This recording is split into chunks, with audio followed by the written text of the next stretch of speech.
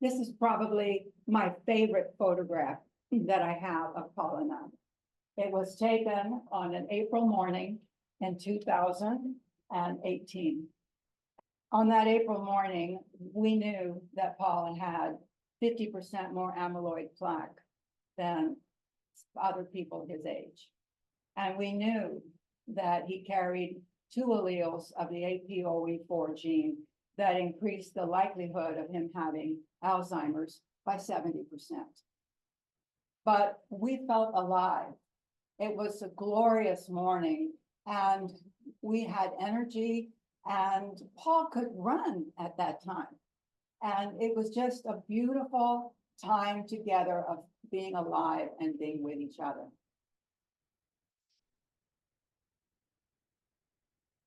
There have been a lot of changes since 2018. And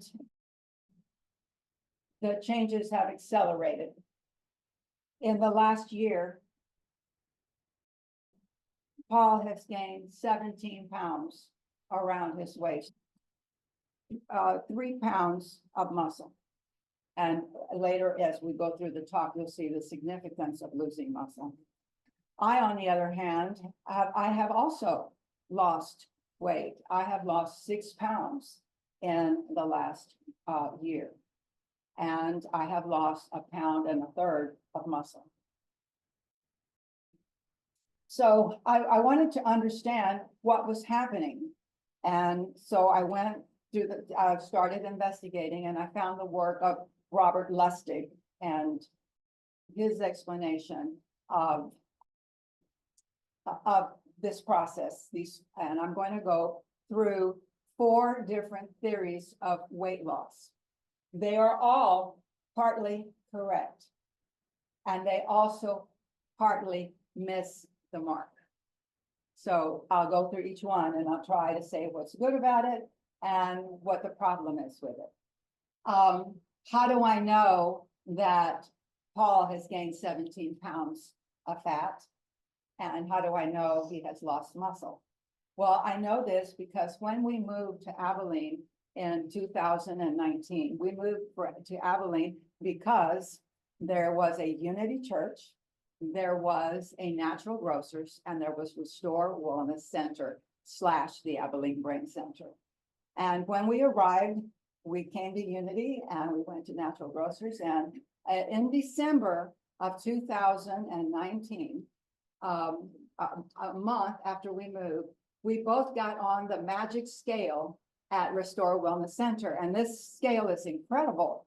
It measures, it does a muscle analysis. So you know where your muscles are in your legs and your arms and how much you've got, and your torso. And it measures your obesity. Where are you on the obesity scale?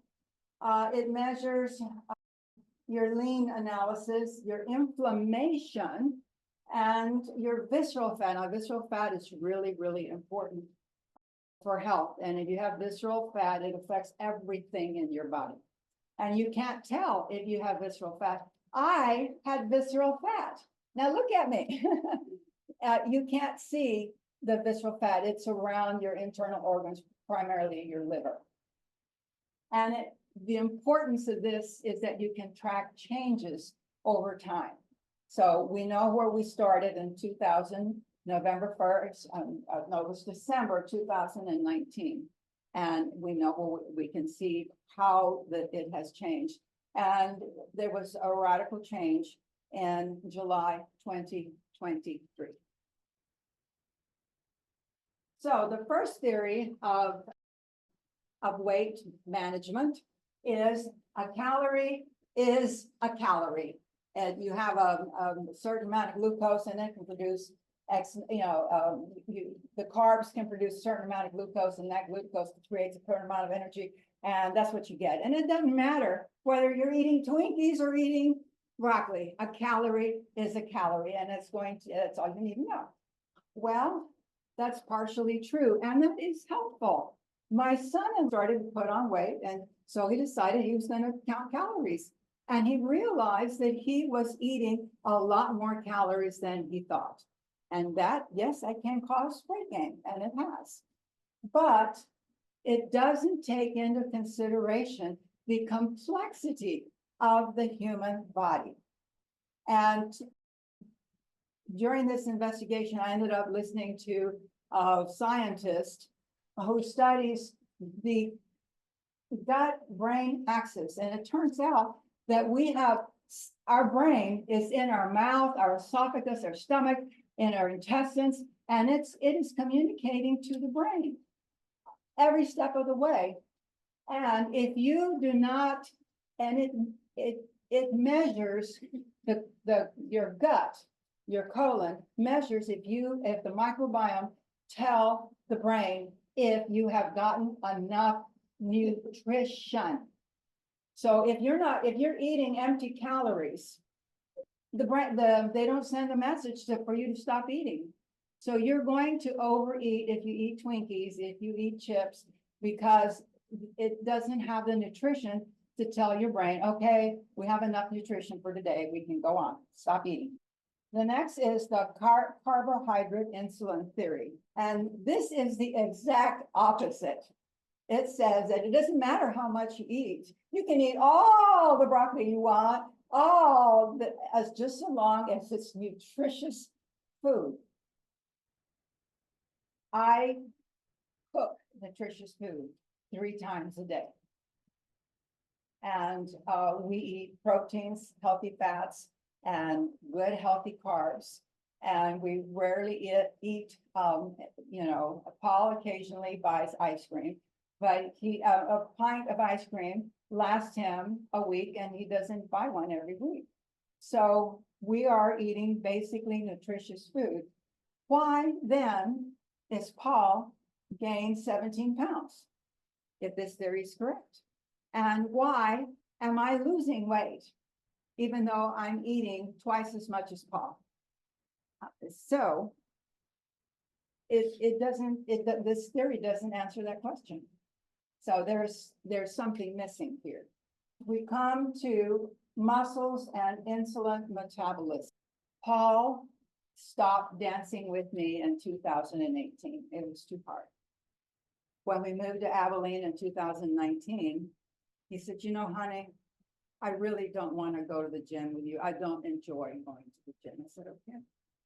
We used to take a walk together almost every day. And he said, you know, honey, I just can't, I don't want to walk anymore. And Paul has been sitting more and more and more and more. And it turns out that your muscles, especially your leg muscles, have vesicles that hold glucose ready for action. So if you overload the system, and by not having the vesicles, because they're like sponges, and they take up the glucose so that you're not overwhelmed with glucose. And that's what's happening to Paul. Paul's when we do our fasting glucose occasionally, his is 60 to 50 points higher than mine, because he is sitting. And doctors now, functional medicine doctors now call sitting the new smoking. But what about me? Yeah, I have not gaining weight, but I'm losing weight. So something in the nutrition process isn't working. So we need to go to another theory. The next theory is the obesogen theory. When I went through the Institute of Functional Medicine's Coaching Academy and completed my program in 2019, there were 75,000 chemicals in our environment. Today, there are 80,000 chemicals. And you see on the PowerPoint that we have 166 words for pesticides alone. Now, in times past, we have always been exposed to toxins. These toxic chemicals affects our create obesity, and they affect our genetics. The Mayans painted their temples red, and there was mercury in the paint. So that created problems. So it's always been around. I mean, I think of, I love theater, and the Mad Hatter, and that was hat makers that used mercury. And so they went mad. There was miners who worked and they're exposed to cyanide and arsenic. But today it's different. Today they are everywhere. Plastics, and I have a bottle made out of plastic, and makeup. My lipstick has lead in it, and I don't normally wear lipstick, very little, and hair products and nail products. The most toxic place in the planet is to go in a beauty salon. The hairspray is toxic. The candles, if you don't buy candles that have essential oils in them that are scented, they're toxic. The little things that you put in the wall that you plug it in so the room smells clean and fresh, they're toxic. And the sales slips that you get at the grocery store, they're toxic. So alone, holding that thing isn't going to do anything. But if you add all 80,000 of them, and it's contributing to autism today, because autism is inflammation in the brain. So these obesogens, they affect us all the way. Every cell of our body becomes affected. I cook everything organic, and I make all my own cleaning products. I use vinegar and baking soda and elbow grease and essential oils, because the cleaning products, the waste paper baskets, liners that are scented, they're toxic too. So, and the dryers, the little papers that go in your dryer, they're toxic. I use wool balls instead.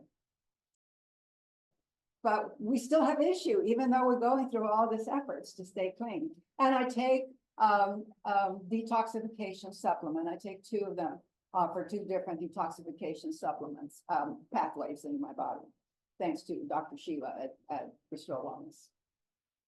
Okay, the last theory is the most complicated theory.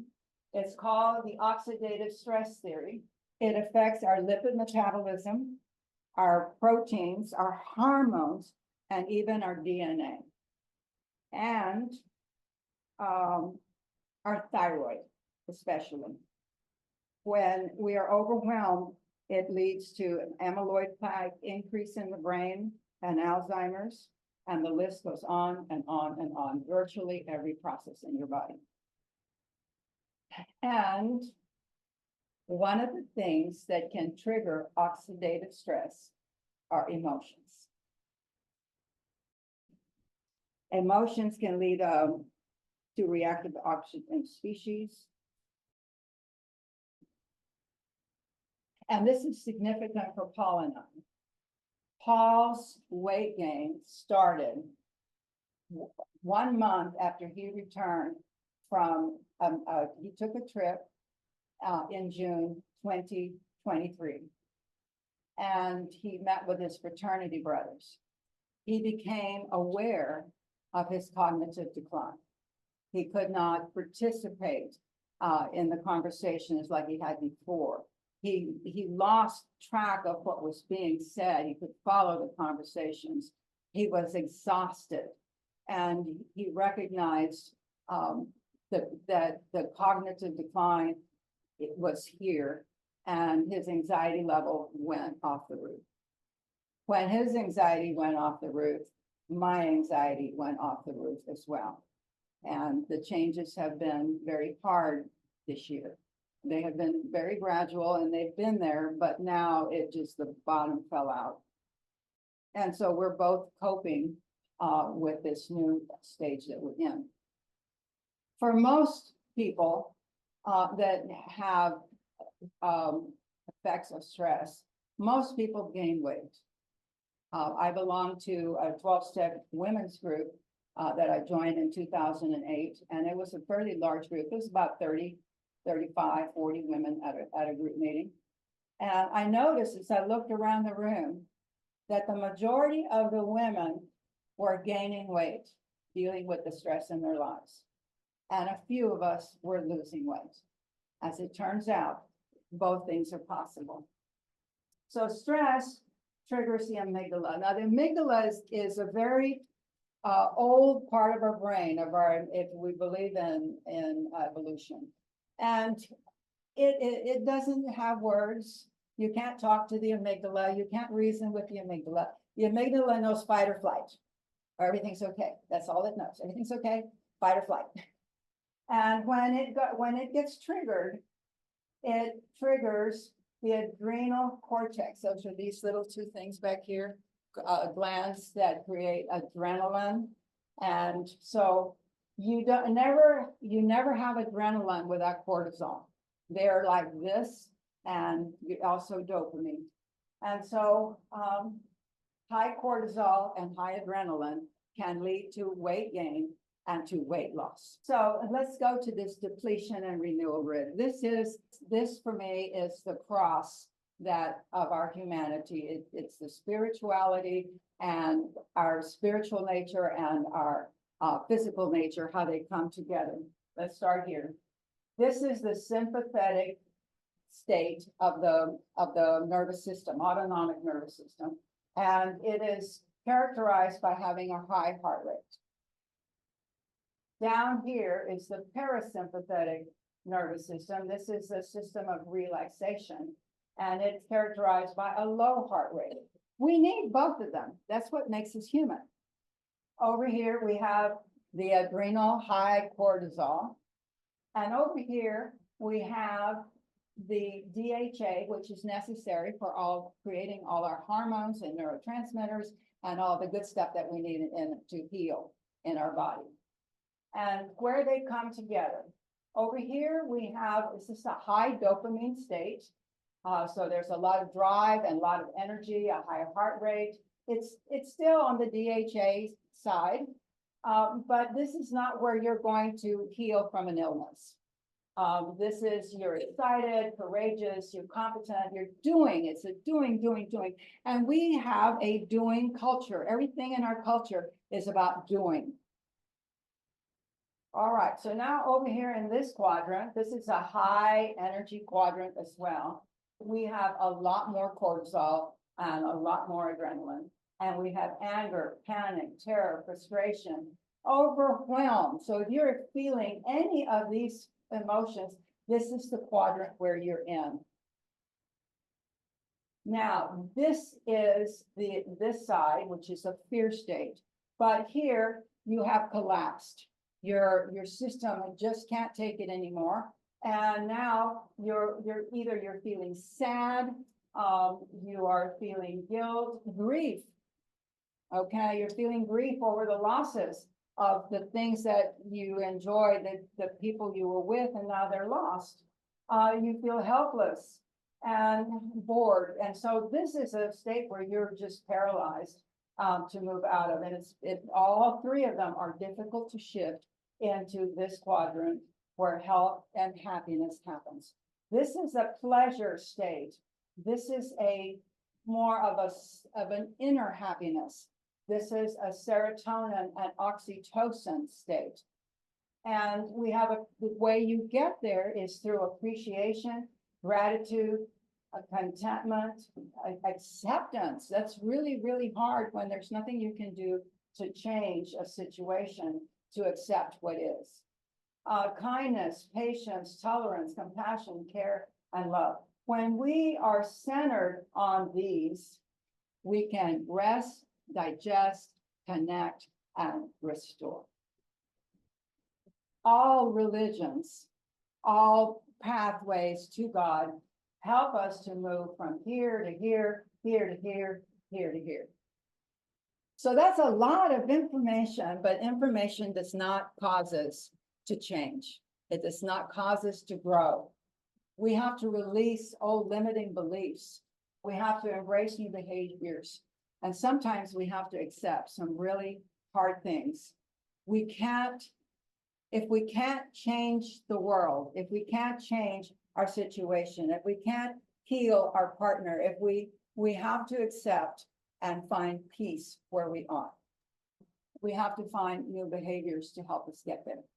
We turn to the modifiable lifestyle factors of the Institute of Functional Medicine.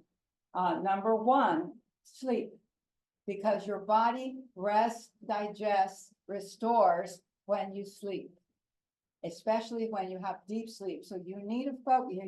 I wear a Fitbit. I walk the walk so I can talk the talk.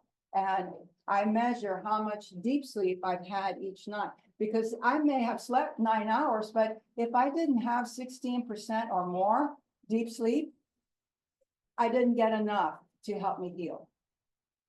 Then all the practices that we know that can help move the body from anxiety, breath work, body scans, mindfulness, meditation, repetitive prayer. And actually, I only listed the things that have research done on them.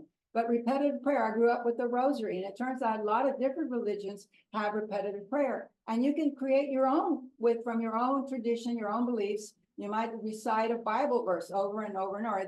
That helps calm you down and helps you let go of things that are disrupting you. Journaling, and I journaled what went well, and I've recently changed how I journal.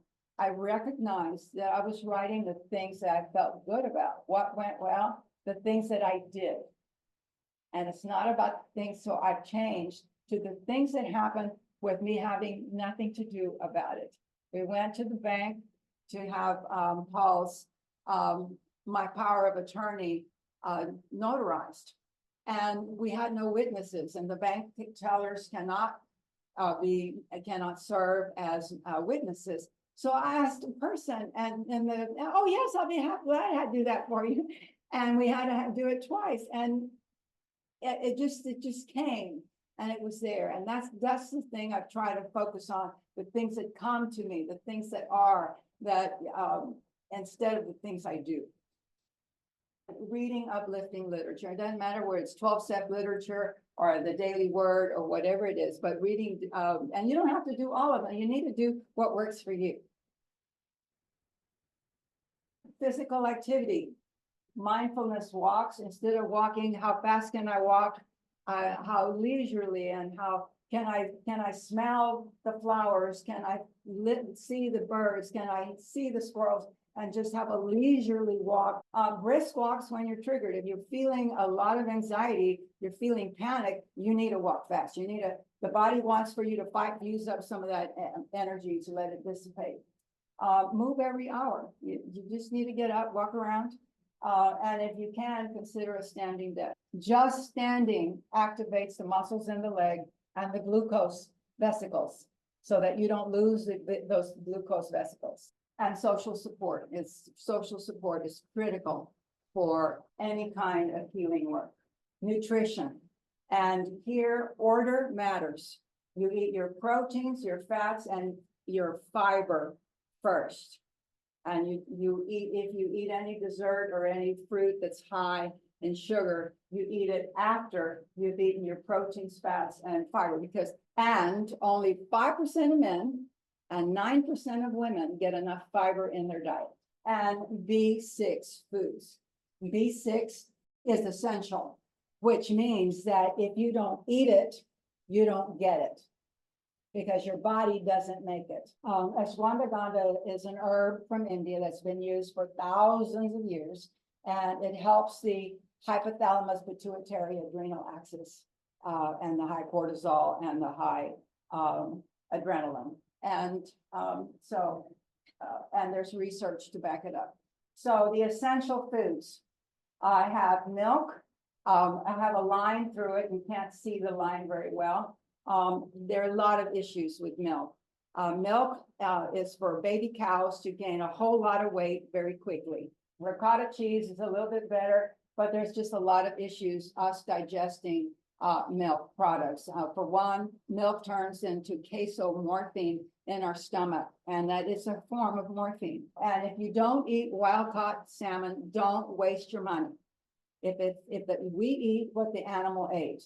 If the animal ate garbage, we get garbage. And farmed salmon has no nutrition in it, so don't spend a penny on it. It must be well caught. Tuna is high in mercury, and the Japanese can handle it because they eat seaweed, and seaweed detoxifies the body. But we don't eat the seaweed like the Japanese eat the seaweed, so we have to be very careful with the types of fish that we put in our body. Eggs are very nutritious and they're good for the cells. Chicken livers, beef, carrots, sweet potatoes, green peas, bananas, chickpeas, and fortified cereal. I don't think the microbiome recognizes fortified cereal as a food. And the last one is avocado. So we're going to have another song by Terry, and I want for you to turn into your heart and ask yourself, what do I want?